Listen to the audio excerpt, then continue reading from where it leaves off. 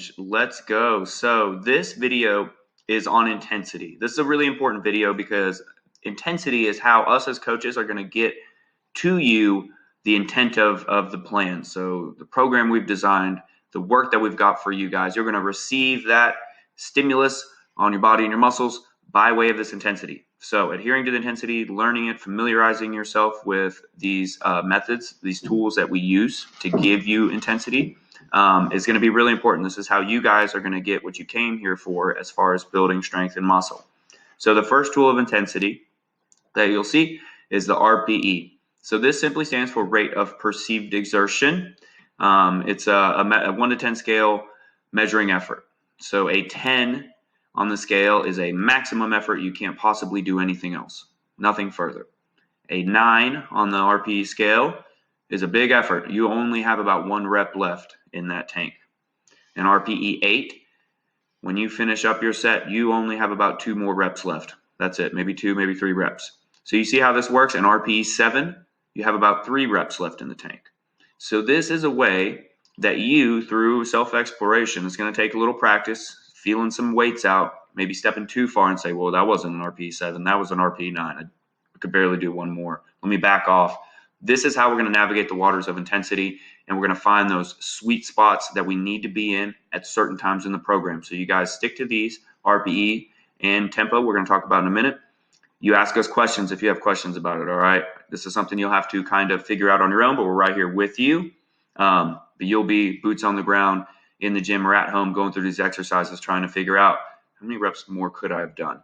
So you guys let us know with any questions you have throughout while you're trying to navigate this. It's really important. The next thing we're going to talk about is intensity.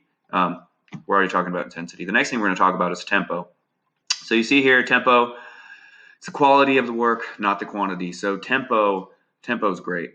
Utilizing tempo, moving a little bit slower, pausing here or there. These are the keys to owning a position, to increasing your proficiency in an exercise, to stimulating more muscular contractions, to develop more strength and muscle. So it's time. It's time under tension. And that's something that we need. So you can do less reps, but if you have a longer tempo, longer time under tension, you're going to get a lot more work done, especially for strength and muscle building. So quickly looking at tempo, 4 places here, right? So these are numeric and they're in seconds. So this denotes 1 second, 1 second, 2 seconds, 1 second. So there's phases in the movement. So we'll take a back squat, for example. Look at the back squat. Look at the back squat with a tempo of a 2, 2, 1, 1. So this first position is the first position of your exercise. So it's the first portion of the lift out of your starting position. So if we take a look at a back squat here, a back squat, you start up top, and then your first movement is down. It's the lowering portion of the rep, right? So a 2-second lowering is what's prescribed here for the back squat. So you would take 2 seconds, full 2 seconds to descend. Now, this next one, we're now in a bottom position. You see after that, the next one would be the returning or the pushing up of the back squat.